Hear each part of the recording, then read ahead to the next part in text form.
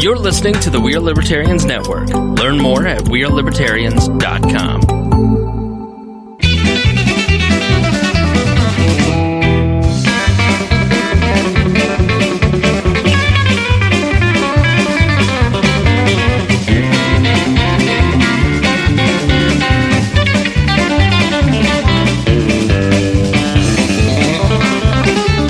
Welcome to Boss Hog of Liberty Podcast. This is episode number 145 of East Central Indiana's favorite podcast. I'm Jeremiah Morrell.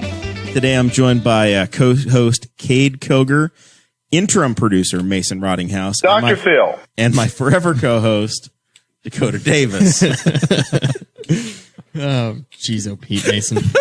Today's episode features the four of us. Mason's mic should always be muted. We are going to be talking to Justin Juice Kelley. You might recognize him. He's been on the podcast before. We have been on his podcast called Juice in the Morning. East Central Indiana's second favorite podcast. That's correct. I think Facebook would disagree by 100 likes. 100 likes.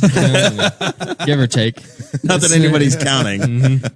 But we're going to be talking to Juice about his recent career that he's been building in the world of comedy, a comedy act that is coming to Newcastle, Indiana at the new Oyo Hotel.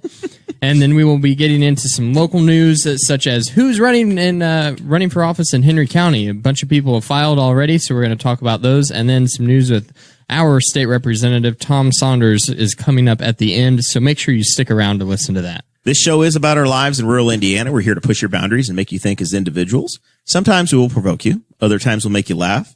Hopefully you'll always learn something new, like what the hell an Oyo Hotel is. We have one, everybody. That's right. All right. I went this spring and watched the Twit Network record and watched Leo Laporte, the guy who used to be ZDTV, Tech TV, big time national radio host, and I sat in his studio and watched him roll in the door. Their show started at 10 o'clock in the morning. I watched him roll through the door with, 10 seconds to go. You're starting to master the art here, Dakota. I was late this time. I wasn't even here. If you're a Patreon member, it was audio only because I take care of the video part, and I wasn't here to set up the video. I had to work late. It's fine. No big deal. You got a baby on the way, man. You got to pay for the baby. You need the overtime. The real problem was there's 100% chance of rain all day tomorrow. So what we had scheduled for tomorrow could not happen. It had to be done tonight. Had to push it forward. Those are the things that happen when you work outside. Sometimes the weather doesn't cooperate, right, Kade? Yep. You know it better than me. We're still dealing with bad, spring that we had. So yeah. Now I think you're just belly aching. No, we're just about to finish hauling, so that'll be nice. The only difference with that's humble bragging about how you actually got a crop this year. That's what that is. Yeah, well, we tried. The only difference against I only spent a few 48-hour shifts out there. With you and I, the difference in the weather is that if the weather's bad, then you don't get paid, and I usually get paid more. We're on differing sides of what's good for us. It evens out somewhere. Yeah, somewhere in the end. Rain means that my shop can't do anything. Nobody likes to pour concrete in the rain, so we like dry weather in my business too. That's true. All right, you got some thank yous, Dakota. That's right. If you sign up at patreon.com/bosshogofliberty, which is where you can support the show monthly. If you sign up at $50 or more a month, we promise to give you a shout out before every episode starts. Well, it's already kind of started, but we haven't got to the meat yet. And those folks are Christy Avery, Chris Lamb, Craig DaCosta, and Jonathan Phillips.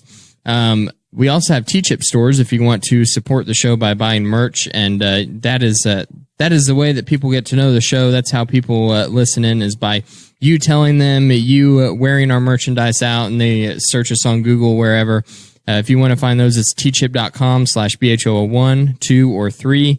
And we also are going to start helping local charities and nonprofits. We did a big fundraiser, the hashtag Red for Rob, for the Newcastle Career Center. Got $100 to go towards the Career Center. We want to start doing that with other things as well. We want to start partnering with charities and nonprofits and trying to help out the community in some of those ways. So if you have an idea, or if you run a nonprofit or a charity, something like that, then send an email to dakota@bosshogofliberty.com. We will get you set up, and we'll come up with some fun, creative ideas for that. Yeah, so here in the first quarter of the year, we've already got our donation from the Red for Rob and the Salvation Army as well. Guffey put together a neat thing, and the Boss Hog community was able to buy a bunch of youth outfits, attire, onesies. I don't know what you call them, pajamas for the kids, and those are being donated to the Salvation Army. So once our schedules and their schedules line up, we'll get those dropped off. In the chat, I have Mrs. Koger saying, "Don't let Kade drink too much. He's only had one meal today." We tried to feed him, so at this point, I can't be responsible. It's a new year, new me. I'm trying a new diet and weightlifting and jujitsu and rededicating myself. You're Are one you of the fasting? You're one of the new guys at the gym. I'm fasting now, so How do you feel about it? pretty good. Because I've unintentionally done it. Like yesterday, Yeah. I didn't eat for like 14 hours just because work was really busy. I was driving around doing stuff. And I had that moment where I was like, I feel really clear headed right now. And it was actually perfect because of going up to like, do an open mic. Like I was like, dude, this feels really good. Like and I was like, I need to eat though before I go up there because I'm going to drink. Like I know I'm going to. Like I like to have some beers. But yeah, I was just curious because, from what everybody I've talked to about fasting, they say you go through that period of like where you feel very clear. You're like clear headed. You feel like you can, put sentences together better than I am right now.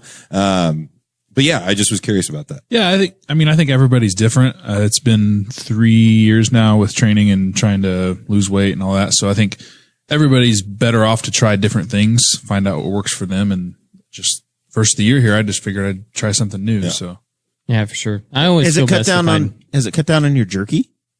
Is the jerky at risk? the problem is the jerky is really, really like it Spicy. takes a lot to make it. It's labor intense. So it's labor intensive. So I've run out of jerky at this point. And so You I've had got like a 50-pound bag of jerky. What the hell did you do with your Christmas? That's what I lived off of for like a week. I lived off of it as long as I could. But no, I've got 107 pounds that I took to Fisher Meats in Portland, and they're processing that into snack sticks and ground venison. Sometimes if I forget to put a meal prep together, Yeah. then I'll just go buy a bunch of beef jerky and like mix nuts and take some Spend like apples. $13,000 because beef jerky is so expensive. Beef jerky is probably the most expensive substance that's legal to buy at this point. There is actually at some gas stations, mainly at truck stops, you can find it, and it is in a canister. It's called Dakota jerky. I'm not making this up. It's made out of real live Dakotas. I'm going to look for that next time. It's actually fantastic. They do it the way that like I saw you doing it, where they actually slice meat instead of it being like Jack Links, where it's like muscle strip jerky. It's like real jerky, Cool. and it's really good. But it's like the same price as a bag of Jack Links, so it is still expensive, but you get more, and it's way better. Yeah. And when Dakota trims his beard, they also add little bits of That's the beard. seasoning. They're really pushing for this baby to be stressful, so it could be salt and pepper. Is that a bad joke? I feel like It's a bad I'll dad show joke. You'll get myself better. to the door. Oh heck! So our boy Juice is with us. It's been over a year. Yeah. Insane how time flies. Lots of stuff has changed. I would apologize for not having you on sooner, but damn it, I don't think we've had us on your show. So I've had tit you. for I tat. had you on the live show. That's true. I did make hang out an at that. appearance. I don't think you expected to go on because I didn't know that I was going to do a podcast. Because really it started off as like, I just want to do a podcast meetup of friends. Just have everybody get together and have some fun. Yeah. And have a good time. And then I was like, well, I don't have an episode for this week, so I might as well try to just record something. So then we had you on there, and that was a great time. The guys from PTO Unlimited from Fort Wayne. Yep. I'm actually driving up there January 24th or 25th, whatever that Saturday is, and I'm going to do their show just to promote more stuff that, like I said, last time I came on here, I was really nervous because all I was really talking about was Juice in the Morning. I wasn't like talking about anything else, just talking about podcasting. And like in a year's time, or a little bit more than a year's time, so much other stuff that has come to like the forefront of the media game. So it's just, I'm excited to talk to you guys about it. So, And your goal isn't necessarily just to be a podcaster. No. You want to dabble and continue to advance the career, right? Right now, it's transitioning into comedy, stand-up comedy, and I've told everybody, like, I mean, I think we even maybe talked about it when I was on here. My goal is to be famous. That's literally the goal, and I know that sounds super narcissistic, and I've talked to people about it, and I try to explain to everybody that I talk to about it. Yes, it is narcissistic partially, but at the same time, like you guys, like if I got successful, I would want you guys to be a part of Everybody it. else comes along, everybody right? that I've worked with, I would want to bring with me. That's one of my most satisfying moments is like when I can connect two people together for a service or something like that. So I've also thought about even just recently, for example, Brad Rigler is putting on the roast battle, and I'm participating in that January 30th. He has a little button thing that he was trying to get his computer to have a little button that you press it and then it starts the time for the other comedian on like this chess clock that he had on his laptop. And I told him, like, I think it's very important for you to be able to show the audience how much time is left on the clock as well as the comedians. And like, it was cool to see that he took that idea and like kind of ran with it. Then he texted me and was like, hey, every time I press this button, like nothing's happening. The computer's making it sound like a USB is being unplugged and plugged in. And I was like, okay. He was like, do you know how to, This is your programming thing you were trying to work out a week ago or so. He was like, do you know how to work on computers? And I was like, no, but I probably know somebody. I kind of thought for a second and I was like, Jesse Riddle, cause Jesse Riddle is somebody that does programming. I know he does it on a regular basis, maybe even for career, I think. I don't know for sure. It's the day job. He works in one of the tallest buildings in Indianapolis, we'll say. And so I texted, first of all, I texted Mark Foltz because you got to know a guy to get to Jesse to get him to look and at I also, Jesse and Brad Rigler had a little nasty back and forth on Facebook when we were originally promoting the first roast battle. Jesse had a bad back and forth. Our Jesse Riddle? Yeah. You have to get Jesse's burner number. Yes. So I got a hold of Mark and I was like, I presented it to Mark as just the question, like, hey, do you know somebody? Even though I knew that he knew Jesse, I was like, you know somebody that like could help I'm just thinking there's this one thing that your best friend might be able to do, but do you think you know anybody specifically that could do this one thing? And so then I messaged Jesse and I was like, hey, just kind of put things to the side and ignore that it is Brad Rigler, that you might have had like a bad back and forth on Facebook. I sent him the video of what Brad sent me of that button. And I was like, do you think you could fix that? And he was like, yeah, I could probably fix it. I just need a little bit more detail. And he was cool as shit. He was like, just tell Brad to message me directly. 20 minutes later, Brad sends me a video of it working. And I was like, that made me feel awesome because I was like, I was able to business community. I was able to put people together and make something better than what it was before. So I was really excited about that. But that's something that I've thought about recently is like, maybe that's my gig, not just like comedy, not podcasting, like professional middleman. Yeah, exactly. Like networking people together. I don't know. But yeah, the comedy has started just recently though. That's so totally off topic, but I pay a lot of attention to the world of motorsports, right? And that's one of the things that you see major race teams like Andretti Autosport in Indianapolis. They have all of these businesses that they get that support their team, and it's not necessarily because you're going to know who Group 1001 is, but the people at Group 1001 potentially need to be connected with their other sponsors, say DHL.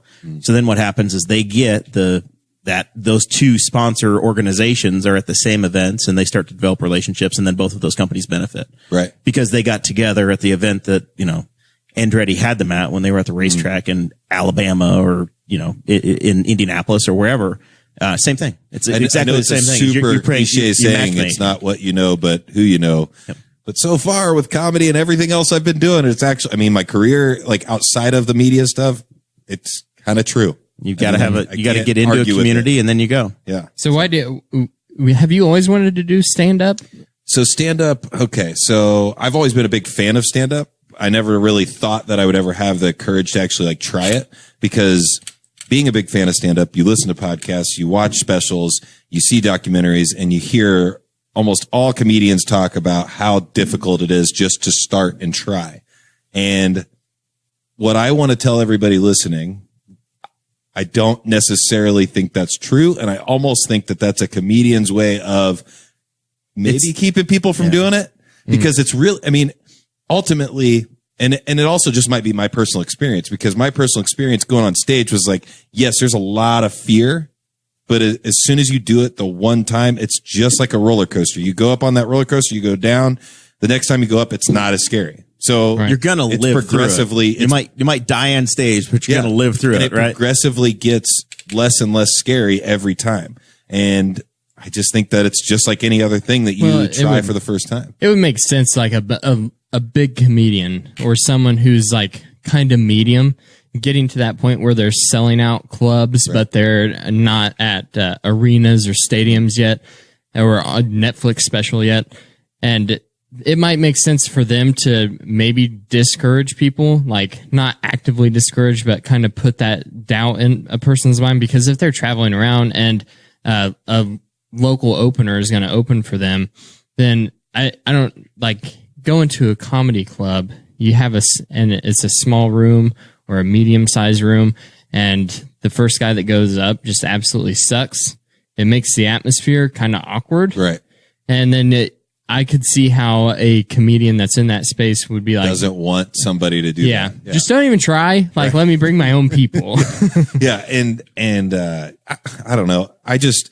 Once again, my experiences could be vastly different than anybody else's. But another thing that's pretty interesting about it is every book I've read, everything I've listened to, and kind of the research I've done on it, all comedians and people say, if somebody has told you that you're funny in person, you should do stand-up comedy. Like if somebody, says, hey, you should probably try stand-up, then that person should try it.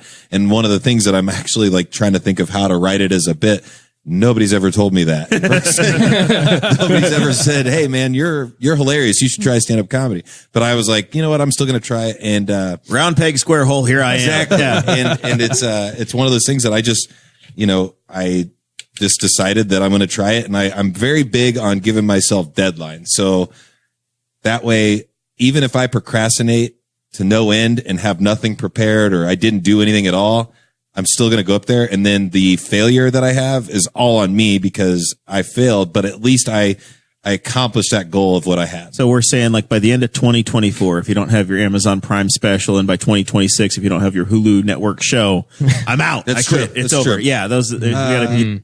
Netflix. No, I think Netflix is going to give me a deal by like next year. I'm telling you, they're giving everybody deals. Yeah, they're giving so many deals. That's like, I was telling Audrey whenever we were up in Chicago, there was some random comedian that was out performing. She was like, if you don't have a Netflix special, I don't want to hear you. And I was like, they gave Nikki Glazer a Netflix special. Like they'll give anyone, which Nikki Glazer actually is hilarious. If you listen to her, it's just her voice kind of annoys me sometimes.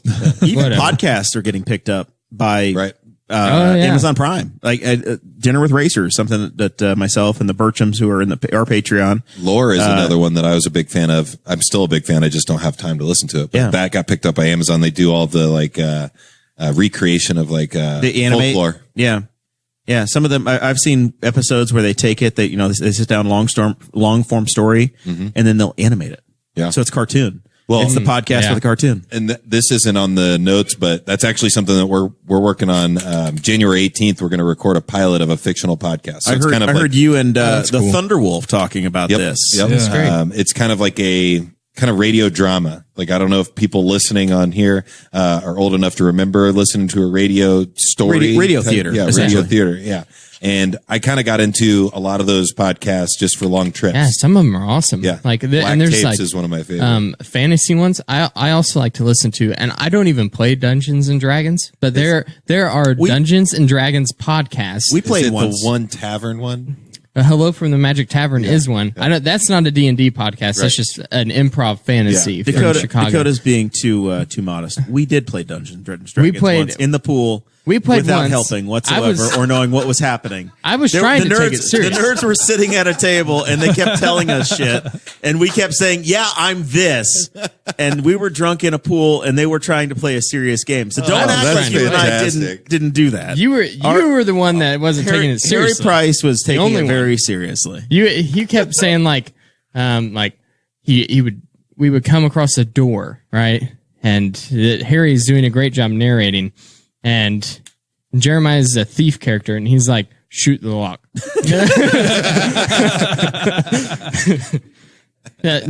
Greetings, Adventurers, Dungeons and Dragons. That's one. Dungeons and Daddies is another one, which sounds like a BDSM thing. I didn't even put that together because I was listening so intently. Immediately where I went. Well, they joke around about it. Actually, in the description at the bottom, it says not a BDSM podcast. But it's two dads that they just once a week sit around a table and play Dungeons and Dragons campaign, and then they're great. And the drama ones are great too. I think, and you've certainly got the voice for it. And if you're writing creatively for stand up, Jay Kahn is the one who's writing it, and I'm telling you, it's going to be good. It's an interesting story. But I'm not going to talk too much about it because I don't want to like spoil anything. Right. Yeah. Inadvertently, because I don't really know where he's going with it. Follow Juice, and once details are available, I'm sure you'll be out there publishing, promoting it. Right. Are you doing that a lot though? Are you like whenever you're coming up with a set or trying to think of a bit, are you writing things down? So I actually just had this conversation with somebody yesterday. I have a hard time sitting down and writing, like, and making myself sit for a set amount of time. So a lot of what happens is I just have I'll have an experience because, I took a class, and that's actually a part of what led to doing it, was like taking the class and setting a deadline. But the class said, whatever makes you feel a very strong emotion, make sure you write it down. So I've been doing that. And then what I also do is like, I'll go through those notes and I'll read, and then I'll start to think of something on top of that. And then I will take, like, if I have like, I don't know, a few different premises in my notes, I'll actually force myself to sit down and actually write it out in joke form, because, you know, a key to like most jokes is you do the straight line and then you have the punch line. Because the straight line is like, you know, you just say something standard and then you surprise the audience, and that's where most laughter comes from, is surprise. Like that's where 99% of laughter comes from. And so that's where, but most of the stuff that I've written has all been personal experience, because I can't, right now, I don't feel like I have the ability to see a news article, like what you guys talk about a lot on this show, is like local news. Like I couldn't see that and then make it into a joke. It's got to be something that I've experienced personally. Have lived it. Yeah. So you don't look at comedy right now as storytelling as much. It's still a joke. Your methodology. Yes. You're a method comic, right? Well, I mean, it's set up, punchline, joke, move on. Like it's you're building a set that way, and that's the way you're constructing it. Yeah. And taking the class actually allowed me to figure out, because that was my biggest thing before going to like trying comedy, was I didn't know how to write a joke. And, this guy gave us just like a very good, and you can obviously stray away from the formula, but he gave us like this like page. It's structured. That's perfect. And it says like, you know, here's 3 lines for this, here's 4 lines for this, and you shouldn't kind of really go outside of this, because it's an economy of words, which I also think is very funny, because podcasting is the talk total a opposite. lot. Yeah. And in comedy, you want to. We were under an hour tonight, boys. We shortchanged the audience. But in comedy, you want to get to the point with less, I guess, traveling around the point. You want to get to it right away. Yeah, I've heard a lot of different comics talk about it. Like Dan Cummins says that he will make recordings instead of writing things down. He will record what happened, listen to it, then write down what sucked in the recording, re-record it, and then just critique until he builds a bit there. Joe Rogan writes his out in long form. Like he writes the joke out just as he's going to say it.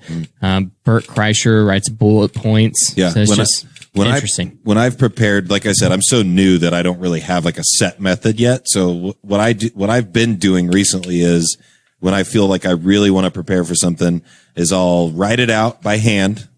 I'll type it out, and then I will take my little mobile recorder and I will walk around in my spare bedroom and just act like I'm doing a set into my mobile recorder like 5 to 10 times.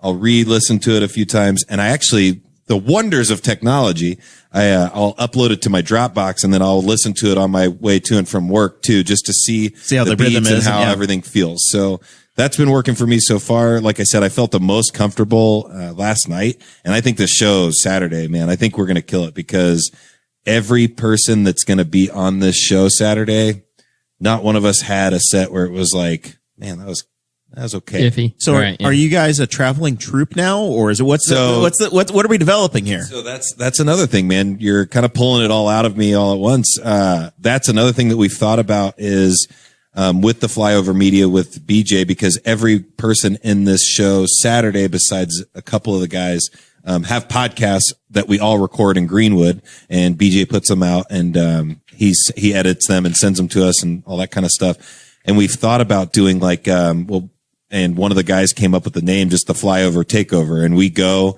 and we find a venue, and maybe they have a couple of local comedians that, would like to get on the show. Mm-hmm. And then we just kind of like go in and do the show, work out all the details with the owner of the venue, that kind of thing.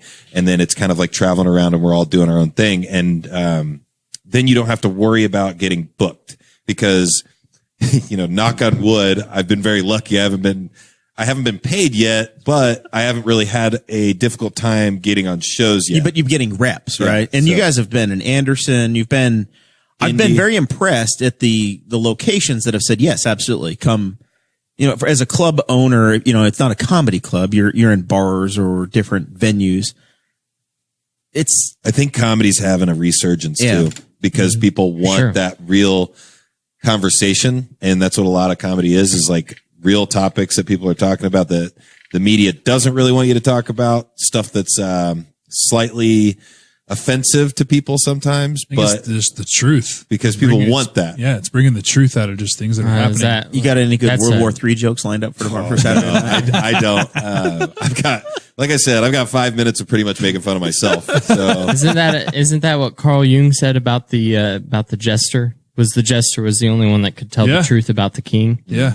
That's comedy right now. In our outrage cancel culture, only the comedians are the ones who are able to tell the joke and things that's everyone might be. Thinks. Yeah, everyone's thinking the same thing. And it's so wild because you have to be to a certain level for that to not ruin your career. Right. You've had about 3 Netflix specials in the last 12 months that people have flipped back over that edgy line and it didn't kill their career. Like Bill Burr and Dave Chappelle. Like they went hard. And I just went, I think in November, and saw Tom Segura in Columbus. It was amazing. It's probably the best. It's the best live stand-up act that I've seen for sure. Most of us are going to go see I'm sure he'll have Bert in Dayton next month. I won't be. I'll be waiting on a baby. But that baby will be born in Dayton if you take him to Dayton. They have doctors and hospitals. I was just there today, Audrey, can we call an audible and just have your baby down? We've already given all this money to Hancock. They'll transfer it. The last kind of little point that I wanted to say that I thought was interesting is I was listening to Dusty Slay's podcast because Dusty Slay and anybody that's listening that might be interested in stand-up comedy, he did a whole series of becoming a stand-up comedian from start to selling out a show, like how to do it and what his suggestions are on how to do it. And he mentioned something that I didn't even know because I don't do a lot of research on history.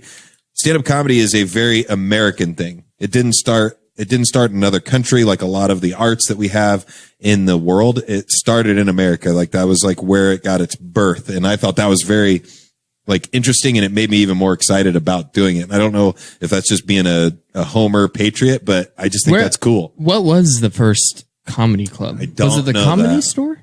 Was the Comedy Store in California? I'm going to imagine New York City probably was more on the tip. I think it was either New York or Chicago. Yeah, New York and Chicago probably. Yeah. Improv, that would make sense. Improv, Chicago, Toronto, Chicago. I think Toronto was like what it started as, and then people started kind of just doing their a lot of the early clubs were owned by like gangsters, American gangsters and stuff like Bugsy Siegel and I know that there used to be something similar to like what a jester would do, where they'd go up and they'd tell a couple of jokes, but it was mainly like show comedy, and they would do that in tents along railroad camps, and so there were those folks at first. And then I think it did kind of get into clubs. Chicago is definitely the birth of improv. The Chicago Improv, it's huge. And that was I gotta go see that because you have to be very funny for improv to be good. Yeah. Trust me, I've seen some bad improv, and sometimes it hits and sometimes it misses. Yeah. But that's the good thing. Like whenever we went to Second City in Chicago, that was a good thing about there being so many different actors up there and comedians up there, is that One of them would start. You could tell that they'd hit a wall, and they weren't going to take the bit any further. And the next person would jump in. That's very cool. It's good. Yeah, it's like a team sport. And you watch, and they get more joy out of making the other people on stage laugh. They don't give a damn about the people in the audience. Yeah. They're trying to get their buddy to laugh at them. Yeah, one of the comics that's going to be actually at the show tomorrow. If I can get him to laugh, I will feel so good. Because I feel like he doesn't laugh at anybody's jokes, and I'm just like, oh God, if I could just get him to laugh, I'd be very happy. I will be there. I promise to be a very generous laugher. Well, I've also told people like I'm great to have at open mics because I laugh at everything. Like, That's right. I'm a very loud, boisterous laughter. So, especially if the liquor's flowing a little bit. So it's going to be at the Oyo, which everybody will remember as the Raintree Inn here in Newcastle. Yeah, we're really promoting it as the Raintree show. I thought you guys were joking. Put the Raintree Inn back. Put it back. Put it back. Don't steal the fame of the Raintree. They're pulling another doughboy on us. I'm just going to take a picture and like Photoshop it and then send it to people like, this is what you're looking for. So I saw them messing with the sign. I'm like, oh, they're painting the thing again. Because they just put up a relatively new sign for the Raintree like a year and a half ago. Put a little LED board up on it. It looks like, I've always looked at it. This is nerdery here. It looks like a Minecraft cow. Like the sign, I don't know why it's odd and shaped the way it is, but it's this weird thing, this shape. And then all of a sudden, the lettering was off of it and it's red. I'm like, well, they're changing the colors of it. Have you ever Google mapped the place? Google mapped it? Yeah. And then see all the pictures that are posted? Like, it looks kind of seedy. Just saying. I had my junior prom there. Thank you very much. I have not been, and we're going to dance on the line of trouble here. I've not been in the building since like the 90s. It's been a very long time. I've not been in the building in my whole life. It's good. I've never been there. Yeah, I looked through the pictures on the Oyo website, and I don't even know what it is. It's obviously a motel. So originally in the 60s, 50s, 60s, it was a Holiday Inn. Okay, so it's an old historic Holiday Inn. I'm sure you drove by it on the way here. And then it's right on the way. It's across from Walmart, essentially. And then it was a Best Western when I was growing up. And then the Best Western name went away about 10 years ago. Some rooms have been updated as far as I know. Once again, I haven't been in there. I will say Poop that streaks in the toilet. Hey, this is also, I have no idea about any of this. If anybody from Raintree is paying attention. A couple of my friends used to have their birthday parties there because you could rent the pool whenever I was growing up. I've heard there's a Chinese restaurant in there. It's fun. Nice. Johnny Wong's. I've been to Johnny Wong's. Johnny Wong's is pretty good. Well, I've not been in there. I've had takeout from there. It's okay. They can't shake a finger at China Castle, though. China Castle's still the best there is. So look at Oyo's website, OYO, and they are I didn't know who they were until this last week when this all went down. They're the fastest growing hotel chain in the country. Yeah, started by a 20-year-old. But started by a 20-year-old guy in India who basically had a list of, hey, these are the standard things we're going to have in a hotel. They're gonna shape them up right quick. So I'm looking forward to see what happens. It's one of a $1 billion business that's here. So it's great for our community. And they've got opportunities for improvement, such as the pictures of the double room they have don't have matching bedding yet, right? And so if that's your, I just told people don't look at the pictures. If that's your showpiece, maybe go across the street to Walmart and we're going to get some matching My bedspreads. junior prom there was straight out horrible. Yeah. It was embarrassing. Like I felt bad for people who brought their boyfriends and girlfriends from like other schools. I'm like, it would have been better to have it. Represent my school, I promise. It would have been better if it was in the cafeteria. Wasn't it double booked over at the Raintree Inn, like the Arts Center across the street? They double booked it, so they moved you guys to the Raintree Square. Yeah. It was like it was a last minute booking, and it was so bad. And whenever we were, we missed the chance to have a 5-year reunion. We're 6 years out now, but I told our class president for a 10-year reunion. It's got to be at the Raintree. We got to recreate it. I think that the theme was like Hawaiian luau or something. Yeah, so it was all like bunch of the cheapo streamers and like the plastic lays and things. It was just so bad. I think you need But to I was tour the the hotel prince. before you do the event. Oh, yeah, I for think you sure. just need to go tour the hotel and just have a little notepad of some fun observances. Oh, yeah. That you've had. We did that. Dakota and I went to Chicago, and he's Mr. Electrician. So every time we went to a restaurant, he's looking at all of the electrical faults. I was problems. quizzing Chase because he's a first year apprentice. Okay. So I was like, look at that conduit run. Tell me what they did wrong, and tell me the code violations. Have you become the guy that points out places that you worked on? I do it all the time. Yeah, I do that. Yeah. Constantly. That's something. yeah. That's something that every friend of mine that's in construction, like, Yeah. that's my bridge. all we talk That's about. my bridge. That's my bridge. That's not my bridge. That one sucks. That one's mine. Yeah. Oh yeah. From here to the Tennessee line. And another funny thing is, my wife does it all the time too. Just about like, oh, I used to live there with blah blah blah. That's like the 17th time you've told me this. At least I it's know, all like- different dudes in different houses. And you know what's funny is I still don't remember that place if I drive by it by myself. I'm not going to remember that. Right. But I also remember that she's told me 17 times. There was there's a family friend of Audrey's who I also work with, and his name's Joe Badgley. He's a great guy, and he's got this house, and he's got a big old like workshop in the back. It's crazy. It's awesome. It's like what I want. So every time that we drive by there, I always tell Audrey, I'm like, hey, that's Joe's house. Did you know that's Joe's house? And she's like, seriously? Every time we drive by, you tell me that that's Joe's house. I know that's Joe's house. So now I have to say it. now for the rest of time, it's going to be that way. Yes. So what do you guys have been in the Raintree? I have not, correct? You guys Correct. have been in there? So I don't know that I've been in there in Dakota's lifetime, but yes, I've been in there. So what's the bar situation like? Well, I haven't been in there You haven't since been I've been able to drink. I've not been there at all.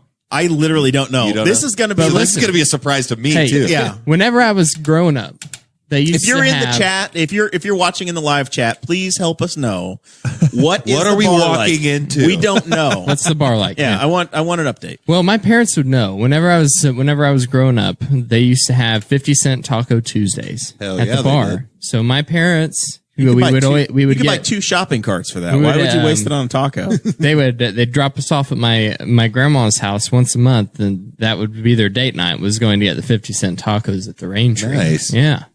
So that was. I wonder if they have 50-cent tacos on Saturday. I doubt it. It's not Tuesday. So it's at 8:00. You want folks there at 8:00. 8 o'clock at is the the OYO start of the Raintree. show. Yep. 8 o'clock start of the show. We've got a lot of people coming. Like, I'm not trying to pump it up and make it sound really awesome, but I have You had may a lot want to of start friends. lining up by midnight tonight if you want a good But spot. I have had a lot of friends and family that say that they're going to be attending. So if you want, I don't know what If you show up and say that you heard about it on Boss Hog, you get free admittance. there you go. That's perfect.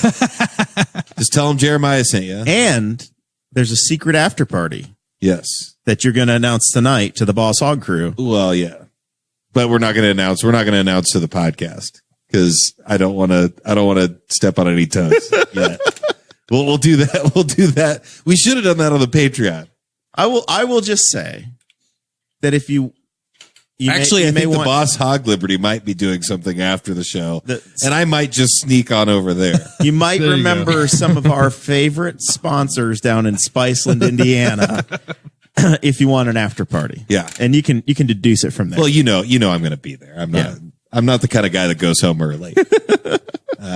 My wife will be upset because she's also pregnant. That's another crazy thing that's happened in over a year. We were going through the IVF stuff for forever. It felt like almost, it was 3 years of going through all the, the stuff like that. That's crazy. That's another thing. you got any good IVF completely different. jokes that you're going to tell on stage? I do, but I'm not going to tell. I'm not going to tell it Saturday because I've only got 5 to 7 minutes, and I'm kind of skirting around 6 to 6:30 right now with what I have. So that's another thing that I'm feeling pretty good about. I'm starting to build. You're starting to build a set. It's not just, you're hosting. Yeah. But you've got the way the structure typically works is you'll come out. Yep. You do your 5 or 6 minutes, and then you're gonna. And then I come up keep in the between, trains on time. and I also I might make a joke about whatever they talked about. I think if it all goes the way it did yesterday, you guys are going to laugh a lot when Devon goes up because he's going to make fun of me. It's very great. But yeah, the show, like I said, 8:00 start. There's going to be myself, Devon Shoemaker from Muncie, Calvin Turner from Muncie, Griffin Shira, who's like kind of, I think he lives in Muncie, but he comes to a lot of indie shows. He does a lot of open mics in Indy. He's a hilarious guy. He's the one that I want to make laugh. And then, I want to say it's Stutz, but he's not really talked that much in the chat with all the group of the people doing it. So I don't want to like throw him off, but I think it's Stutz, David Stutz maybe. And then Brody Miller will be headlining. He'll be doing like, I think 30 minutes. All right. So it's going to be a very efficient show. It's going to be funny, and you're not going to have anybody up there dying a slow death. I'll tell you that for sure, because they are all on point right now. Great. Dude, Calvin's got some jokes that are offensive, but you guys are going to laugh. You guys are going to have a good time. It's exciting though for Newcastle. We've got live comedy coming to town. Not since Donnie Baker sold out the Armory have we had this level of comedy. Donnie Baker's awesome, but we're not at that level, but we'll get there. Oh, you might sell out the Raintree. I'm telling you, man, you got to start lining up now. Yep. I think it's good. I mean, I'm not kidding. I think it's going to be a great time. And then, I can't wait until you become famous doing this, and then I can crop this part of the podcast out and put it on YouTube and get like 12 million views. That would be amazing. Be great. Be okay with that. And then also, I mean, that leads to January 30th is also the, roast battle. And I'm going to be roasting a fellow podcaster, Dustin Roller, from the Married with Children podcast, Throttled Up, all kinds of different things he's doing down there in Southern Indiana. And I'm going to destroy him. It's not even going to be fucking close. Like, I'm telling you right now, like I've been actually being on stage. Like, I mean, he's good. Like he's a principal. So I guess he stands in front of a bunch of snot-nosed kids and like kind of probably feels comfortable on stage, but I just got a lot of good jokes for him. So I'm going to roast him. So anybody that wants to come to that, it's at, Crackers, downtown Indianapolis, January 30th. It's a Thursday, so it's a thirsty Thursday. I've already taken off work the next day so that I can enjoy it and live it up. So it's going to be a good time. Is your comedy style, just real quick after this, we're going to talk about news. Yeah. Okay. So real quick. I expect jokes about everybody's name. You pretty ready? I told you I'm not that funny. Your style. So like Tom Segura is very dry. Bert Kreischer, he's the party guy, Shirtless. And do you have a style like that yet? Like I said before, it's very personal. I think it's self-deprecating. I make fun of myself a lot, but at the same time, I am narcissistic, so I think a lot of myself too. So that's that's kind of like my style. It's a good mix. It's kind of like how Dan Cummins does. He's Yeah. self-deprecating, but he's also like he thinks he's better than you too. I'm not going to tell the joke, but part of like something that I said is like, I've always based my eating and drinking habits around how much money I have. And I tell the crowd, like, clearly I'm doing pretty well. And then there's more to that, but that's part of it right there. So that's like one of those things. And because I'm making fun of myself for being fat, but I'm fat because I can afford to be fat. Yeah. I like that. All right. So we sent. So now I've shared this into so many local politics groups right now. Everybody's ready. Everybody's wanting to know. Okay, so get your tickets. Get your tickets. Show up at the Yo-Yo on Saturday night. But local news, breaking news. We sent reporter Chris down to the Justice Center. We did. By the way, there's a Justice Center scandal. I've seen all these pictures on social media of people filing to run for office. And if you're not an attorney or an elected official, you can't get your cell phone into this damn building. So I don't know how all these people got all these pictures. They're having attorneys take them for them. I don't know. Attorneys cost a lot of money. So there needs to be an investigation. Sean Rao costs us $1. That's not a lot of money. I think there needs to be a freedom of information request to find out how all these cell phones are getting past the security belt in the Justice Center. You're 100% correct, and I don't want to give away too much, but I've been in the Justice Center here in Newcastle, and I got dropped off, and I had my cell phone, and I walked in, and this was the only court. Not that I've been in a bunch of courts, but this was the only court that I could go into that I couldn't take my phone into. And so I was like, so what do I do? They're like, we don't know. Not our Figure problem. it out. So I ran outside and like set it down behind a bush hoping that with all of the other phones. yeah, hoping that I could come back and find it still there. Oh my God. So- The police wouldn't just take it and put it in their little office I for asked. you? No, they would not do that. What a bunch The of kind of jerks. service we have here in Henry. We got a bunch of jerks working All for right. us. So Sorry, that was a I'm sidetrack. just saying, I don't know what this double standard is, but I've noticed it and I'm keeping track. All right. And you know who you are out there with your pictures. Because I've been the victim of having to go in with my piece of paper and a pencil and try to remember what was going on. Because damn it, I'm not paying $2 a page for something. We have 6 names so far. Yes. So these are the people that have filed. These are not the people that have announced, but these are the ones that have gone in. I think you've had the filing window has been open for 2 days. So far, Commissioner Kim Kronk has filed for re-election as a Republican in the Middle District. Bobby Plummer has filed. She's challenging Ed Yanos, the incumbent. She's filed in the Southern District as a Republican. Ed Yanos is not, he's openly said he's considering, but he's not filed yet. Chris Newkirk, is reported, that he's going to run, but has not yet filed, for, commissioner as a Republican. He's the, police chief who made the news recently in Knightstown, who was volunteering when he was, suspended or whatever the heck happened down there. Right. Check local media reports on that. Incumbent surveyor Steve Rust has filed for re-election. Stacy Guffey, our former coroner, and friend of the show, he has filed for coroner again as a Republican. He served, I believe, for 8 years. Has been out of office for like 4 to 8 I'm not years. judging a job by any means, but what kind of political pull does the coroner have? Do you know who can arrest a sheriff? The coroner. Huh? Coroner. Okay. Yeah. They got You stones, also man. get to say this was death by suicide. Just like Jeffrey Epstein, right? Yeah. I'm just saying a good coroner is important. We'll get to the police scandal later. Okay. Incumbent county councilman Harold Griffin has filed for re-election. And Steve Peckinpah has filed for county council, Democrat. He's a surprise name that I don't think anybody was really looking for or expecting yet. I don't think she has filed for election yet, but we do have a new county council person as well. Very good friend of the that's show. right. Betsy Mills won the Republican caucus this week, and she is serving as a county council person. She's already been putting in that work, getting that bread. She toured the Delaware County Jail. Decatur County. Decatur County Jail, yeah. They're getting ready to open one up down in Greensburg, and she toured that. She I went gave down her a there hard time. to take notes to see what she can spend all of our hard-earned money on. I don't know. Betsy printed out an 11 by 17 drawing that she easily could have looked at on her phone. So I'm already questioning if Betsy's wasting her taxpayer dollars on printing drawings for photo ops. The photo op councilwoman. I don't know. Do you guys see see. these? Do you guys see these people like around? Yes. Yeah. This is, We know all of these people, and our county has only 50,000, like 52,000 people. Okay. almost every one of these folks will come through these doors over the next 12 months. Nice. So yes, we have fun with them. We talk shit about them, but they're also all of them are our friends. And the same things we're saying now, we will say to their faces when they're here. No, I completely believe it. I was just curious, just because the way you guys talk about them, I feel like you already have a relationship with them. So that's what Many of them. That's why I was interested. Yeah.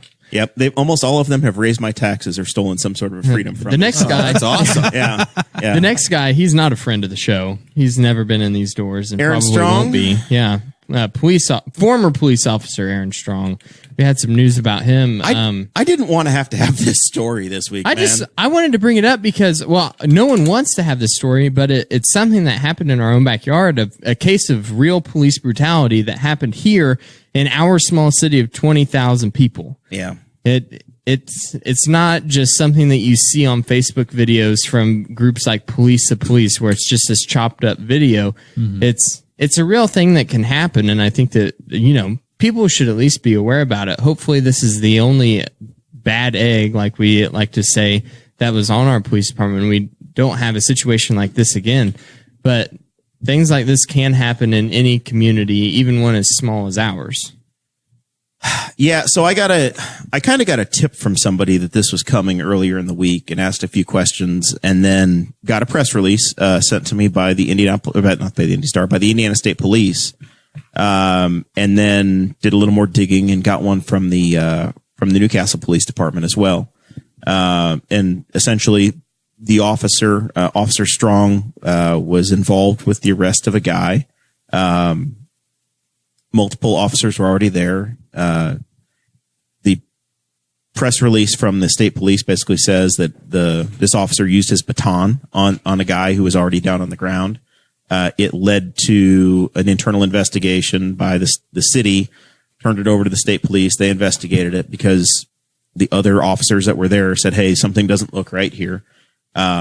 Really unfortunate, like a truly, totally unfortunate situation to have. But the biggest takeaway I have from it is that it does give me some faith in the officers that we have 100%. In our community. They did that this turned out correctly and you don't have a cover up and that the process worked. And, I hate that this has happened at all. It's a black eye for the community, but at the same time, I would much rather have the transparency and the right thing happen and show that individuals have rights. Straight up. Yep. Yeah. Just the amount of courage that those guys had to show to be able to say something about a fellow officer. Sure, that didn't go well around the water cooler the next day.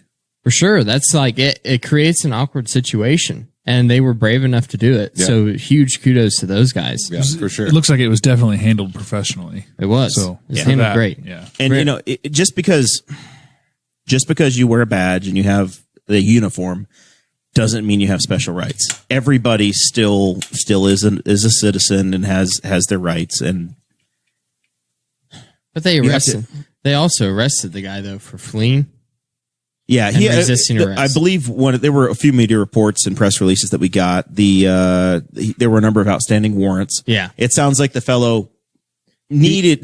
Basically, it was the line that was crossed. Of yes, the guy was getting arrested, but it sounds like he was under control. And then at that point, at that point, and then the aggression happened. And the way that the Indiana State Police report put it was the two police officers that originally saw him and chased him down and had him on the ground. He had given up, and then the other officer, the other responding officer, Officer Strong, pulled up, and the suspect was on the ground whenever he pulled up, and that's whenever he went on the offensive. So it was obviously he was way having out a bad of line. Day. He was way out of line there. And like we said, huge shout out to the two officers that did come forward and say something that something wasn't right, because they did a very brave action. They did a very good thing. And I think that we need to recognize them for that action. So the timeline, basically, according to the press release sent by the city of Newcastle, was that on August 18th, this individual, Joshua West, was arrested for possession of methamphetamine, resisting law enforcement, and there were 2 active warrants. He was transported to the hospital and later sent to Henry County Jail. Right after Mr. West was arrested, the chief of police was made aware of a use of force complaint, is what they called it, with Lieutenant Strong. The chief ordered an internal investigation, placed the officer on leave. So at that point, no longer out there with the citizens, wearing the badge. The prosecutor made the decision to ask the state police the next day. So this happened, I think, on a Sunday morning, basically, 1 a.m. On the following Monday, the chief talked to the prosecutor. Prosecutor said, hey, let's get the state police involved. They investigated it, set up a criminal investigation, handled by the state police. They assigned a special prosecutor because obviously in a community of this size, everybody knows each other. Right. So you don't have the true impartiality. They assigned it to Rodney Cummins, the Madison County prosecutor. And on December 20th, as a result of the investigation, Lieutenant Strong contacted the police department and resigned. So the press release that came out said former Newcastle police officer. And that was the first question that came to my mind is, what do you mean former officer? If you look the fellow up, I thought he got fired.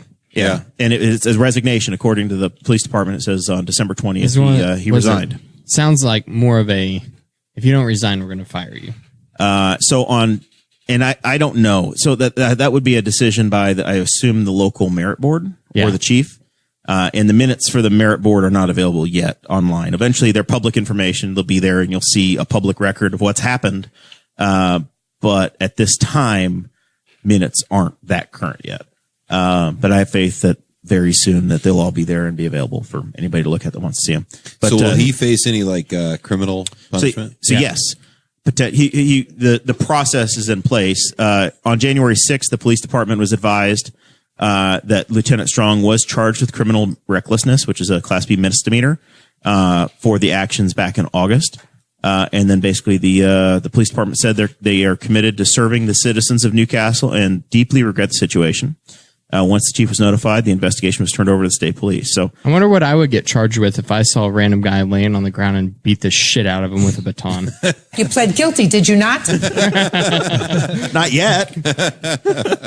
But really, though, is that all I would face? And this is a preliminary charge, right? I mean, you there's no trial yet. You don't know if anybody's pled out or if there's going to be a. It also depends if you're caught. If you're caught, yeah. Seems like a civil case would pursue this, wouldn't it? Hopefully, I have good friends that would realize there's something wrong with me. I don't know. Jeremiah's over there egging you on. It's very. Kick him again. Come on. Yeah, it's unfortunate that this happened, man. I don't know. We got, especially in a community of our size, everybody, right? It's not like it's Indianapolis and you're just throwing bombs at folks. Everybody in this room has very, very close friends that are in this community, right. In the law enforcement community. So it's just, shout out to those folks that handled it the right way. Absolutely. That's the only side. The only part I really feel comfortable talking about at this point is saying, big kudos for doing the right things, because it cannot be easy, as you talked about for the water cooler. Yeah, man, right. That is not an easy conversation. Because I'm sure, with you talking about having friends in the police community and everything like that. I mean, those guys, from the people that I've met through IMPD and stuff like that, it's kind of like buds. Like you're watching out for that person's back. Yeah. I mean, they have an extremely dangerous job, and we ask them to do an extremely dangerous job. So whenever you go out there, sometimes you're alone. And whenever you call in for backup, that means that you have got a serious situation on your hand. Right. And you're hoping that you can trust that other person with your life. Right. Right. So you have to be very close with those people. It's different from other jobs where, you clock in 9 to 5 and you see each other. You might say some random BS to each other about. Hey, how about Tom Brady to the Colts, huh? Yeah. No, you have to trust this person with your life, and you need to be close with them. So it's different than telling on your buddy at an office job, right? Right, but it's more important as well. So they did a great thing, but.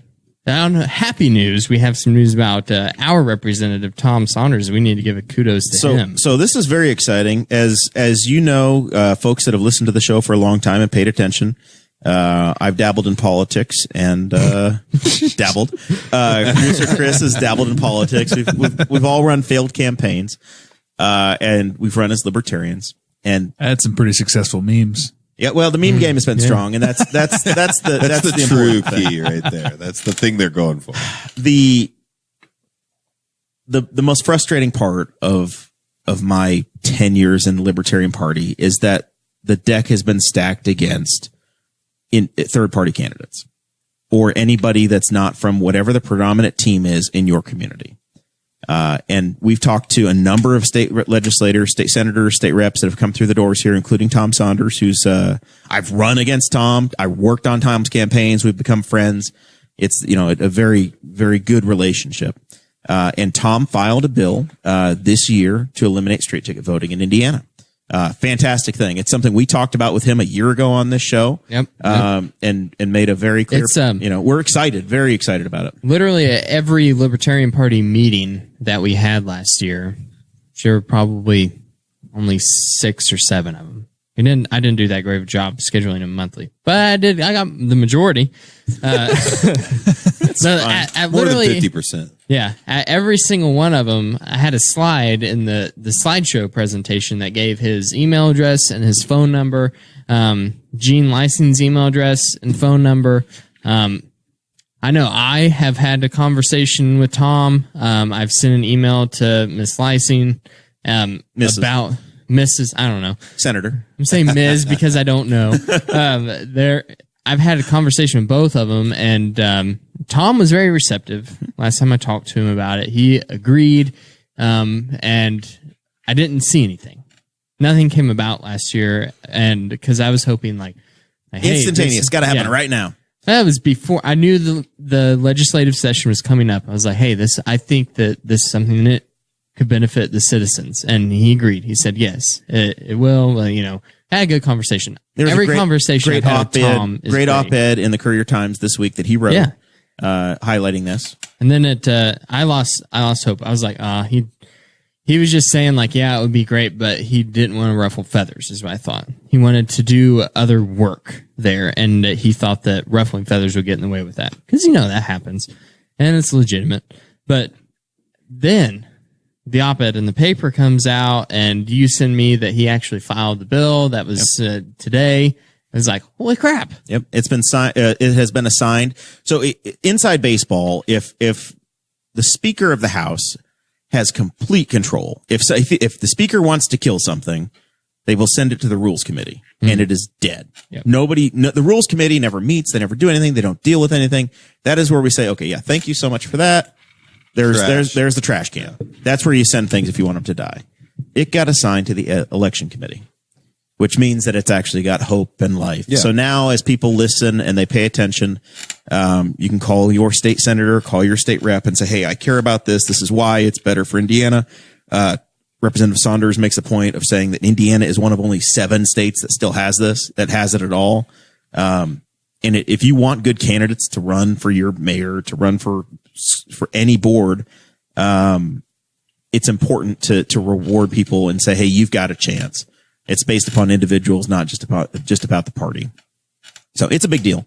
And it's also important for our community that, the Republicans control the state house completely. The Democrats don't have to show up. Libertarians don't have to show up. They can conduct all of the business entirely with the Republicans that are there. Okay. Tom's a Republican, so he's in the majority. So it's not just a mad minority person saying, hey, do this thing for me. He's speaking their language. That's good. Right? He's from the majority side. So, it's exciting. Honestly, it's something we've hoped for a long time, and we'll see. Thank you very much, sir. You're a gentleman and a scholar. What are you doing, Mason? What's happening over there on soundboard? What are you doing? That was Michael Scott. Michael Scarn, you said? Michael, do the Scarn. What sound? You've been working with different soundboards. Is this The Office now? You had Judge Judy a minute ago. Judge Judy. We got a whole bunch of things right here. Here's Gordon Ramsay. Are you stupid? That is so loud. I was thinking last week that we need to have a soundboard up for Chris so that he can do stuff like that. Yes. So I'm glad that Mason has taken the reins. He can't tell a story to save his life, but man, he's a little bit. Maybe if you join the Patreon, you can hear me do well at telling the story for once. Top fan Sarah Morrell, my bride, says, that Mason's adding to the show. You can run. Go wherever you need to go, Juice. You don't need permission. This isn't 5th grade. Just go and do what you need to do. All right, Dakota.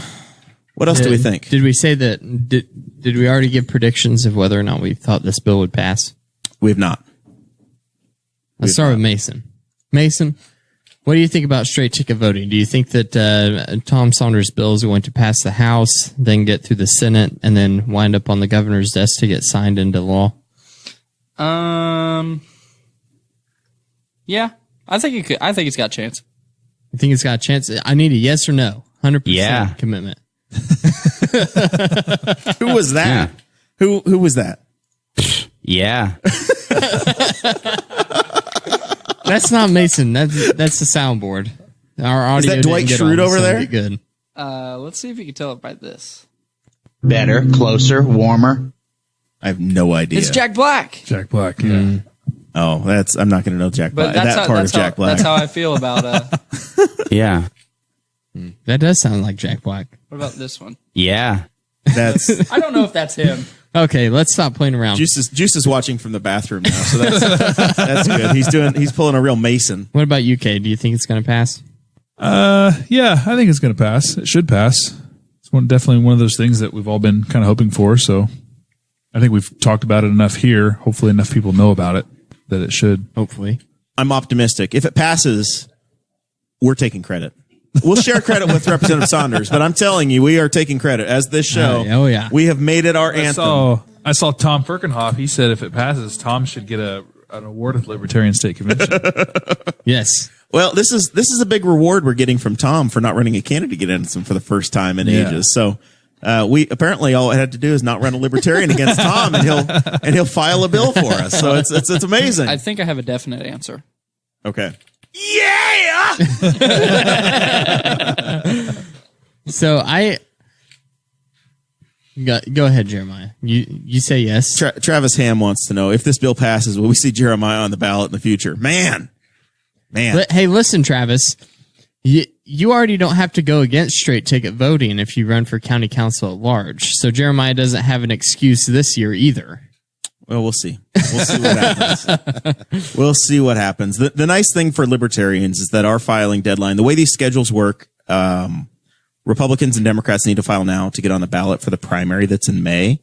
For races that we handle at the county level, the Libertarian Party has until June. So essentially what we get to do is we get to look at the field and make a strategic decision and say, yeah, we're happy with the candidates that are in that race. We don't have to run anybody. We're going to choose to keep our powder dry there, or we're going to run candidates in places that we care about.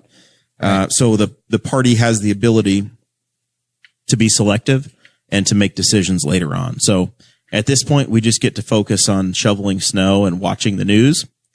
And then as it gets closer, we'll see. We'll see what happens. Thoughts and conversations happening. Oh, there are always back channel conversations happening. You kidding me? Lincoln Chafee just became a libertarian and decided he's running for president on our side. So that's something. A senator, governor, mayor of. He's worse on guns than Bill Weld, and he's a Republican now.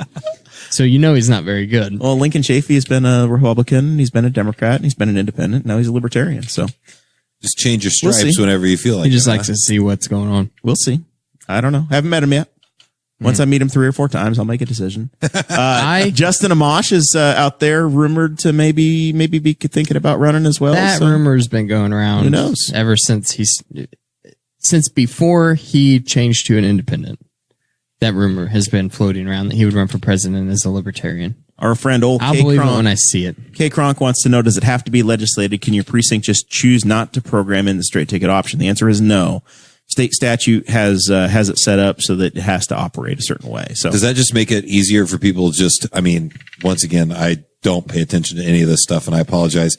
Does it make it just easy just to click a button and it's like, I just want all the Republicans, I want all the Democrats. So when you go in, and this has been a problem in Henry County since we've gotten to electronic areas, machines. Yeah, we have where right now in Henry County, the last couple elections that we've had, you go into the voting booth and the voting machine is sitting in front of you.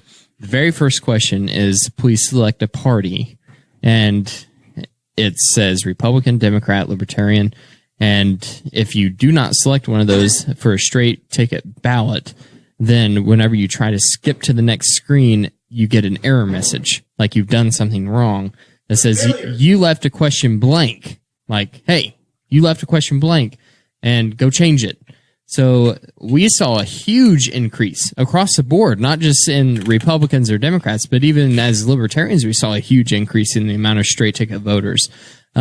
But yeah, straight ticket voting, you just go in, you press I'm Team R, and that's that. And it will pre-check the box. So if you go in and you say, okay, Republican, you pre-check the box in every race. So then the burden becomes somebody has to go in and manually change it each time. Okay. Or you can just get lazy halfway through and say, you know what, I'm voting for president and governor, and that's enough. Whatever. I vote a Republican, let it ride. Yeah. So the folks that are working on your local level, the ones that can do the most damage in your life, Juice. Right.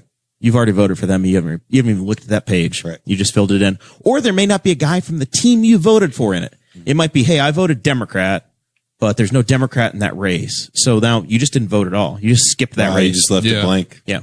All right. So instead what this would do is it would eliminate that function, and then you'd have the burden of going through and paging through and saying, yep, I want to vote for Bill for this and Phil for this and Bob for that and Sally for the other race. And if you still want to vote all Republican, totally you're allowed to. You can. Yeah. You know, They're not taking the party label off. Right. They're just, and what would happen, say school board, right?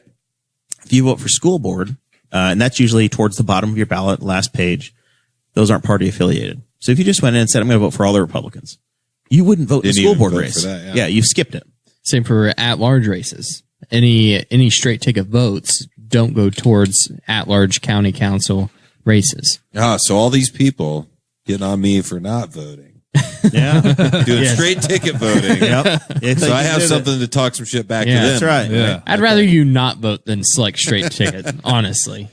Like if you're going to be that lazy, just stay home. Yeah. You know? Yeah. Well, I already got that covered. So. No, I apologize. I know you're probably a huge, your entire demographic probably takes a lot of pride in the voting thing. And I always feel bad when I talk to people about it because I just don't even think about it. It's self-defense, man. It really, they steal from you. My taxes, my paycheck just went down this week because of the theft that they put in place in November. Wow. True. What was that? Our county income tax just went up. What I was saying about laziness, You're poorer, Henry County. Made a Facebook status that was a joke, and it said, imagine being so lazy, or imagine being motivated enough to go to the gym, but too lazy to re-rack your weights. It's the same concept of straight ticket voting. Mm-hmm. You're motivated enough to drive out to the polls, but you're too lazy to select candidates. Right. What kind of a just turd give me are my you? sticker that says I was here. Yeah. Yeah. So then I can talk smack to all the people that So don't have their stickers. So who I voted for is none of your business, but damn it, I got a sticker. That way I can make a virtue signaling post on my social media that said that I'm better than you because I got a sticker. I am not sure it will pass. I'm optimistic. I don't want to say no. It's very early. It's the first time it's come up. I'm cautiously optimistic, but I don't think it'll pass because it's the first time it's come up. Sometimes these things come up and it just happens and everybody goes, yep, that's genius. We should have done it. Should have done it a long time ago. Could be. And there's other times where it may take 3, 4, 5 seconds. Which is weird because do you feel like that there's any reason that, who would be against it or why would you be against it? Well, a lot of times, in very rural areas, we obviously have a super majority in the state of Republicans. Mm-hmm. And a lot of those folks, if they live in a heavy red area, then they benefit from straight ticket voting. It's great for protecting power. Okay. Yeah. If you're an urban Democrat or a rural Republican, generally it's pretty good for you. But see, the rural Democrats and the urban Republicans are going to really like this idea. And same with the whole entire Libertarian Party of the state of Indiana. Mm-hmm. And the Greens and the Independents. If you read Tom Saunders' op-ed, we are one of 7 states in the country that still has the option for straight ticket voting. I'm tired of hearing that about Indiana. We're one of 3 states that all these archaic things. Okay with X, Y, or Z. Eventually shaming our legislature is what happens. They're like, look, guys, we are the last state. Minnesota got beer. We are the last one. At least give me 8 hours of freedom on Sundays. We are it. We're worse than Louisiana. People in Kentucky make fun of us. We're the worst, right? And that shaming is finally what happens, and it finally works. On Ohio. That's what it'll take for marijuana. We'll be boxed in with that before we legalize it for sure. Yeah, 100%. It will take it will become normal across the state to be walking down the street and smell weed, and it will still be illegal. Yeah, and for it to become changed. It's going to become that way because it's kind of already that way. Yeah, it's in this area. You walk into a bar, you're going to smell some marijuana. Right. Yeah. Don't tell grandma. Don't tell grandma. You're not going to smell it here, but maybe not in most places. You walk down the street in Indy and you smell weed. Oh yeah. But you walk down the street in Newcastle, you don't smell weed. Never. If you smelled it in Chicago last weekend, though. I think it depends on first the street weekend of recreational. If you smell it, you're like, if you smell it in Newcastle, you go, oh. You go down one of those lettered streets on the east side of town, and I'm pretty sure you can smell it in the streets over there. Damn, people on H Avenue. Over at H and Roosevelt. Yeah, that place. Another thing, the day it went legal in Chicago, they quoted the amount of money they made from it. To me, that didn't seem like that much. Was it like $3 million? $3.2 million. But I guess it's in a day. It was a day. Yeah. In the first day in Texas. They don't have a lot of dispensaries yet, though. Yeah. There's only 37 across the whole state of Illinois. Yeah. So there's not a whole lot of Infancy. dispensaries there yet. Yeah. And, Give it time. you know, Give it time. It's an emerging market. I still think they're all forced to be cash only as well. There's a number of drawbacks that they have as they're scaling up. they wrote sung a song about it at Second City, though. They did. Mm-hmm. All right. I think we've got to the point of the show where it's time to do final thoughts. Annyeong. Are you on Arrested Development now? I got that one. Annyeong. Goodbye. Hello. Annyeong. Oh my God! We're having a fire sale! Oh, the burning! David Cross for you, Tobias. Mason, final thoughts. Where are you at in Arrested Development over there? I gave you some homework over the Christmas break. You've binged. Are you finished with the series? I am on season 5, episode That is incredible. 11. I have grinded through it, and it's super good show, and I'll probably rewatch it as soon as I finish it. That's just great. to catch up on the other jokes. My favorite is Tobias being a never nude. That is just so funny. The jorts. Yeah, wearing the jorts in the shower and stuff. It's so funny. The first time I watched the show, I hated Tobias, and now he has become my favorite character. Tobias is the greatest. I just blew myself. Oh, hold on. Stand in for the Blue Man Group. There you go. Do you ever really think about what you say before you say it? I never do. Uh-oh. He's desperately clicking. It won't let me play it. Uh-oh. It says blew myself. Dang. That is my favorite line from that show. Aaron Dickens says, don't bother with the last season. But honestly, season 4 is the one that's so horrific. Season 5's better. Seasons 1 through 3 are excellent. Season 4 is, they couldn't get everybody booked together. So it's a little more difficult. Season 5 is much more in the 4. Wildly different. I can't remember what her name is in the show now. The blonde haired sister. Like how wildly different she looked in the Netflix. Yeah. Like, is that the season 4? Yeah, season 4 and 5. Yeah, she looked terrible. No offense to her, but that was a lot of bad. She probably won't listen. Mason noticed how old Job looks now too. Yeah, he's had as Jared said, a ton of forget-me-nows. Here you go. If I could have I anybody's. have to ask for an audition. Do you have an audition yet? Oh, no, I'm not in the group yet. No, I'm afraid I just blew myself. Oh, my wife is reminding me of Buster and his bionic arm. I talk about loose seals and mammal blood all the time in the house. If I could have anybody's voice, though, Job. Job has a great. You're very close to that. Yeah, I was about to you're say extremely close to that. It's now. an illusion, Michael. I love you, Tony Wonder. No, he's got it's almost like he has a smoker's voice, but I bet he doesn't smoke. Yeah. He's got that whenever he has that dead dove in his pocket. What is your return policy? Yeah, that's so great. Yeah. All right, Kade, any final thoughts? Yeah, just a couple things. I've got a County Line wood splitter for sale, 22 ton. 22 ton. Yeah. Crap. So give me a. What in the hell are you splitting with the 20? Just anything, man. You could anything. You could split a redwood with a 22 ton. Yeah, it's a nice, and it's basically brand new. So what are we asking? Is it on a trailer? I'd like to have $700 out of it. Man, do you have a rental program for the weekend? I could probably work that out if somebody needs to use it. I got some friends and a family that have a ridiculous amount of wood. Yeah, that they need to split. A friend needed money and he had it, and I burn wood at my house, and I figured I don't have one. I'll just go ahead and get it, and I just don't use it as much as I thought I would. Yeah. So it's just sitting around, and I'd rather somebody have it that needs it. So give me a message if you're looking for a wood splitter. It's fully operational. Fully operational. Is it $700 include delivery? Yeah, this is Tradio. If anybody wants to dial in and offer to trade him a dirt bike or a motorcycle, we might be able to work out a deal. I'll take some fitness equipment for it. Yeah. I've got a Bowflex. Kate's like, I already had a motorcycle and a dirt bike. I need a Rogue Echo bike. So if you got a Rogue Echo bike, let me know. That's what I'm looking for. Christy Avery wants to know if she'll be entertained if she comes down on Saturday. Yes. Oh definitely. For and I'd sure. like to meet Christy because I feel like she's a very staunch supporter of the Boss Hog of Liberty. Christy podcast. is incredible. If she comes down, we'll treat her right. She'll enjoy it. Christy's and the she can get a matriarch room of for the whole night at network. the OYO.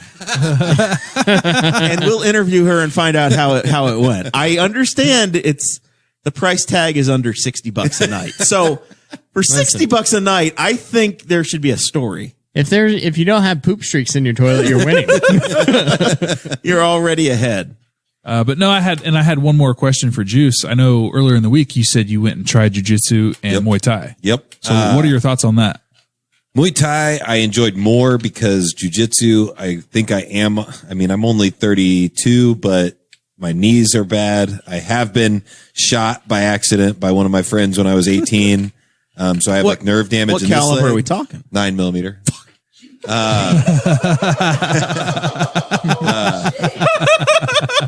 It was a interesting situation.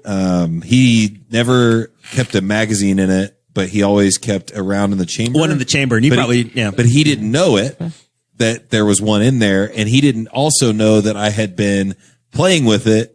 I was about 18. He was 18. And you cocked that thing. And I pulled it back and I was like, messing with it, looking at it, took a picture with my cell phone, the flip phone back in the day, the Razor. And I put it back in between his seats and he got in the car and pulled, like, I was talking on my cell phone. He pulled it out, was poking me in the leg. He was like, you messing with my gun? Because he had seen that it was moved a little bit. Pulls the trigger because he was thinking he was just going to like dry fire it or whatever. Shot me through the leg, went out the bottom of the car. And I just looked at him. I was like, dude, you just fucking shot me. You can't take me to the hospital because you've been drinking. And I was like, the person behind us needs to take us. So I went to get out of the car, stumble over my leg because apparently it went through the nerve and that just I couldn't control walking. He comes around, throws me over his shoulder, kind of stuffs me in the car that was behind us. And Did you know the car behind you? Yeah. Like, okay. He was so like you're an not acquaintance. Just bleeding in a random car. He was an acquaintance. He wasn't a friend, but he was an acquaintance. And I hope this is in your act. Oh, no, it's not. It'll be eventually. This is the next 5 minutes. It'll be eventually. But yeah, then, we're driving to the hospital. Luckily, we're only like 5 minutes from there in Greenfield. One of the most Greenfield gets a lot of gunshot wounds. I'm sure they were well prepared. one of the most surreal moments was looking down and it as I was like breathing, I felt like the blood was kind of like oozing out. And I was like looking at it and I was like kind of creeped out, but I called my mom because that's the first thing you do when you're 18 is call your mom. Hey mom, I've been shot. So I called her and I was like, hey mom, I just got shot by Nick. We're on our way to the hospital. And I thought she was going to freak out. And she was like, I'll be right there. My mom was an emergency room nurse at the time too. So she already worked there. Yeah. She's like, and in the leg. Yeah. So we get there and guy helps me in. I think they're going to be running around we need to get him in here. We need to do this. We get there, front desk, the lady's like, yeah, we're going to put you in room 3. The doctor will be with you in a minute. And I'm like, what? And you think you're bleeding out. Yeah. I think I'm going to die. And then also I already have a loud voice, gunshot inside of an enclosed car. I had drank 3 shots, I think, before we got in the car. So a little bit drunk, loud. So I'm already just yelling. Then they give me morphine or whatever intravenous drug or whatever. And then I talked to the police. I try to tell them no, it was out in this place that it happened because I didn't want to get the girl in trouble that we were in her driveway. And then the state police got involved. They thought it was a big deal. I had got a drug deal gone bad because the guy that helped me in decided to take off because he didn't want to get in trouble either. Sure. So he helped me in and just drove off. So I'm by myself in this hospital room. But yeah, so that all happened. But back to the original point. I'm going to be honest. I've completely lost track of where the story started. Brazilian Jiu-Jitsu. With my foot, I can control lifting like that. With this, I can only go to here. Sure. So when they were showing us one of the 10th Planet warm up type things that they do, where they do you're on your back and you put your foot around somebody and it's an X lock, not X lock. That's not right, is it? Mission control. Yeah, something like that. But basically, I kept putting my foot where it was supposed to be, but my toes are pointing in. He was like, "You don't want to point your toes in. The dude going against you will break your toes or something like that." Yeah. mess you up. And I was like, I can't really control that. Like it's my leg's bad. Like I can't do anything about it. So I didn't enjoy the jiu-jitsu as much as the Muay Thai because with that, I can still kind of move around. I can still, because when it comes to like this, nerve damage, like I can still kind of play, like I play basketball. I can still play sports. I'm not completely inept, but this leg is a lot weaker than this leg. And I work on it consistently at the gym, but it's still weaker because I overcompensate.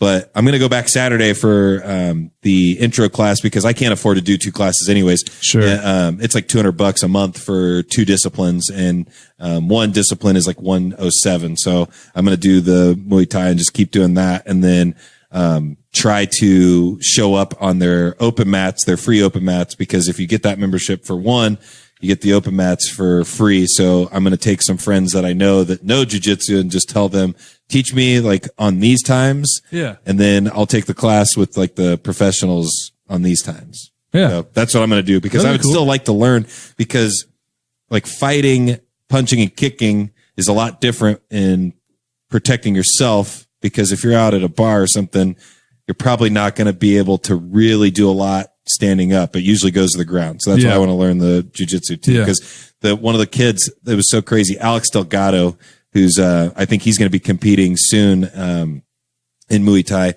He was like teaching me, and like the kid's like 23, 24 years old. And he's like, and I just keep, cause I'm a perfectionist. I get super pissed when I'm not getting something down. And he's like, it's cool, man. I teach kids all the time. Like I have a lot of patience. And I was like, at first I was like, oh, that's sweet. And then I thought about it. I was like, oh man, that makes me feel like a piece of shit. No, it's really fun. It's Circle City Martial Arts in Greenfield. It's a very welcoming place. Like I said, that kid, I felt bad because I felt like I am taking time away from this guy training for him to like slow down and teach me everything. But he was like, don't worry about it, man. Everybody starts somewhere. And he's like, so where at in Greenfield is that? It's like the industrial complex kind of by the airport. And you get off 70 at the Mount Comfort exit. Yeah. Oh, okay. So right outside. And then go north. It's only a couple miles down the road there. All right. So it's outside of Greenfield. Yeah. Okay. But it has a Greenfield address. That's why I mentioned that. Suburban Hancock County. Yeah. But yeah, it's been really cool. I've only done, like I said, the 2 classes, but yeah, it's a really nice facility. I've been there once for an open mat. It's really nice. So, Juice, is there anything else that we've forgotten to promote or? No. Final thought is just we didn't get into it as much as I wanted to about the training stuff, but that's very, very similar. And I know that Joe Rogan probably makes these same comparisons all the time, but the training with that was very similar to stepping on stage to do an open mic the first time, because you literally have no idea what you're doing whatsoever. And I've never even wrestled. I always played football, basketball, like golf. That was my 3 sports in high school. And I never did any kind of like full on combat contact sport. So everything that I've learned from those other sports really don't apply in fighting, because the way he's telling, like the way Ian was training me, like to stand, I was like, he was like, get your hips forward. And he was like, act like you're humping. Like, and I was like, what? And like, he was like, no, seriously, like that's the way you need to be for your balance and your weight and everything like that. And I was like, okay. But, that's something that's interesting. And then also I just wanted to once again reiterate the fact that if anybody wants to try stand-up comedy, my suggestion is just to go try it, read some books. There's people holding classes all over Indianapolis. If you're in the Indianapolis area, if you're not in the Indianapolis area, get a hold of me. I'll suggest a couple of books that I've read, and also just give you some of the key tips that help me, because it's a very fun, engaging community. There's people that talk about clicky stuff, but have never been the kind of person that really went with click type stuff. So I'm just kind of ignorant of it most of the time. So, I mean, to me, everybody's super welcoming and super nice. I'm sure I will run into some bullshit sometime or another, but right now everything's awesome and nice. Everywhere. So just try it if you want to. Same with that and training. There you go. Just jump in. Dakota? All right, my final thoughts are, I want to give a shout out to Kirsten Kronk, because she sold me a Owlet, which is like a baby monitor. It's like a sock, and you can monitor their heart rate and things while they're sleeping and stuff. got to meet her for the first time. She's been a long-time Patreon member, so that was nice to. It's always nice to meet someone that listens to meet the real show. fans. Yeah, the little people. So, so I just wanted to give a shout out to her, and then also the Patreon side of the show is audio only because I wasn't here with the camera. But I'm gonna have to teach Jeremiah how to set that up because I got a baby coming pretty soon, Jeremiah. We got to get some of these. You might have to learn how to do this by yourself. We got to get. Well, we've done every show together. I think we need to put a few in the can and just when the baby comes along, maybe you have to take. We take a week or two dark. We'll see. But listen, I'm happy to have you in this form this week because last week I was you were a shell halfway to death. You were a shell of yourself. We broke you. Yeah. Your birthdays. The older you get, the worse you're handling them. It was. You've already peaked, buddy. The hangovers last longer. I had a horrible hangover, and I've never been one to have hangovers. It took me. What was your drink of choice for your birthday? Well, we were drinking Tecate beer, but we drank quite a few of them, and then we switched like this weird bottled Everclear, like sugary drink. And I don't do a lot of sugar right now. Right. And it was just. That put me over the edge, and it messed me up for like 2 days. We were in Chicago, and I was still feeling it Friday, and it was just so bad. And it was a 3-day hangover. Anyway, I wasn't planning on talking about that. I'm the same way, like with my diet right now, like all like crappy foods, like horrible. Chicago messed me up until like Tuesday. Yeah. It was so bad. Yeah. And I'm like, but you had that fine Italian food. It was the white tablecloth mob hit. It was the Broken English Taco Pub that we went to the first night that we were there. Friday night had me messed up the whole rest of the time. Nobody liked the Broken English Taco Pub. It was disgusting. That was not good. I've made a better quesadilla at home, and I made better queso. Nobody was queso and guacamole at home. It was horrible, and I paid like $50. I'm like. Screw this place. This is horrible. Don't waste your time. I'm glad the one in Indy's closed. Something needs to go in there that's better. Yeah. Yeah. That was rough. But thank you. Yeah. Thank you very much to the Patreon folks. You guys are what it all makes it happen. Even if you have to join and drop out for, after a period of time, we understand you're awesome. And you guys joining gives us the encouragement to keep going. Any of the Patreon folks or anybody in general, Mason and I are going to be hanging out at the Indy RV show on Saturday morning. Mason got the bug, so we'll be down in Indy at the State Fairgrounds. I know Jared Burcham's going to be hanging out with us. How did Mason get the bug? He doesn't have money to spend. He doesn't bug off. Yeah. Don't worry about how he's going to get it financed. He wants his own space, so he's out there looking at campers. He wants trying to move out cheaply. Yeah, that's not a bad idea. We can build you one. Just go get a trailer from TSC and some 2x4s. We'll throw one together. Drywall. You just need a van and a river. I think we just buy. We go down to Tom's Mini Barns and buy a trailer and get our boy Vidito to weld it on there. I built 2 houses. I've done industrial work, commercial work. I've got some vacant grain bins right now. You can move into for just a little while till the late summer. They're not insulated very well. Just don't one day go, oh shit, Mason was in that. Now let's get started by letting me give you a little bit of a scenario of what my life is all about. First off, I am 35 years old. I am divorced, and I live in a van down by the river. No, I can't help you with I can build it for you. But you might have to have Kade put in the transmission and the steering and things. I'm not good with vehicles. Do you know the scary thing, Juice? What? Chris Farley's been dead his entire life. Mason over there. That is wild. His entire life. He's never existed. He's Elvis Presley for us. Jesus. We never lived in Elvis's life. He never lived in Chris Farley's life. And then my last final thought here. Damn Buffalo Bills. I was so emotionally attached to the Bills team. I was financially attached to them as well. And their quarterback, he's a loose cannon that should be run out of Buffalo. Allen, I don't know. Give him one more year. I don't know, man. He threw the ball up like he had no concept. It's almost like he just went into He went insane. He like blacked out for a minute and didn't know where he was at.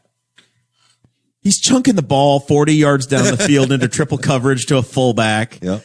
He's taking unbelievable chances. They're in field goal range. They should have won that game. I know. He's taking sacks with no timeouts, losing 35 yards when they were in field goal range at the end of the game. I was watching the play-by-play on ESPN because I did have money on it, and I was like, I need to see how this plays out.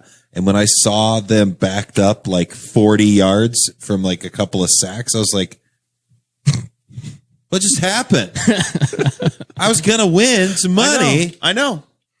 My wife was sick in the other room. So we're at the Airbnb. It's nap time for Dakota and Audrey. It's nap time for Chase and Katie. My wife's sick in the other room. So I'm sitting there watching. Time for me. I'm sitting. Yeah, he's just avoiding sports. I'm sitting there watching the game. Buffalo's up 16 to nothing. Super loud. 14 just to nothing. Yelling. Listen, we're in an apartment. Like there's people around. I don't care. This is the playoffs, so shut up. Yep. He's going to have it on tomorrow. So Saturday, so that I can. Some asshole scheduled a comedy show. I'll be in the comedy show. So I'm going to sit by you. I'm sitting there watching the game, and then my wife comes out, and I swear to God, as soon as she comes out of that room, she sits down next to me. Buffalo's losing immediately. It was the fault. Second she came out of that room, that all turned. The entire game. I tried to send her away. She wouldn't listen. That was it. So, and then Chase came out and they turned it around and tied it. They did tie the game. And I had made a side bet with Chase. I've got two side bets right now. One, if Brady comes to the Colts, I'm all in with the Bears with Chase for the duration of the Brady adventure. I'm going up to Chicago. I'm buying the jersey. I'm growing the mustache. I'm going full. Okay. Until Brady's out of our damn town. I'm on the Bears. Yep. Yeah, Bears. I'm gonna be Polish sausage. And then the other side bet that we all lost out on is I said if Buffalo made the AFC Championship game, I was getting Bears jersey or Bills jersey. I was going Bills Mafia, and I was going on a table. I was going to take a table out, but Houston screwed pissed it away. So that now the world doesn't get that. One more thing, really quick, before we end the show. Chris Lamb is in the chat, and he is. He is obviously in the Newcastle Career Center, and they are looking for a welding teacher. If you've made it this far in the episode, then you are obviously a very dedicated individual, and you would be a great fit if you know how to weld, and you can teach youngins how to weld as well, because that position is open. I don't know what everything you need, but Chris Lamb could tell you. Look him up on Facebook and send him a message. There we go. All right. Next week, Thursday. Yeah. And then following that, we got another big special guest. So Guffey has been assigned the task of booking next week's guest. He's talking to the family, the clan. We're going to try to get another Guffey on. We're not going to make it an announcement, but Guffey's talking to the Guffies. And if that works out, that's our guest. And if not, we'll figure it out. And then the following week, we've got booked, but we'll make that announcement later. But it's a big deal. So be ready. We'll talk to y'all next week.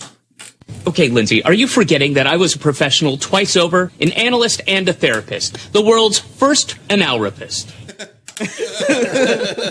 Thank you for listening to the Boss Hog of Liberty, which is part of the We Are Libertarians Network. I am Chris Spangle, and I am the founder of this network, and I invite you to listen to all of our shows, which you can find at WeAreLibertarians.com or by searching for these in your podcatcher. The flagship show is the We Are Libertarians podcast, where we apply libertarian principles to current events. The Brian Nichols Show is a conversation amongst Republicans, Democrats, Libertarians, Independents, as they talk about what is happening in the news.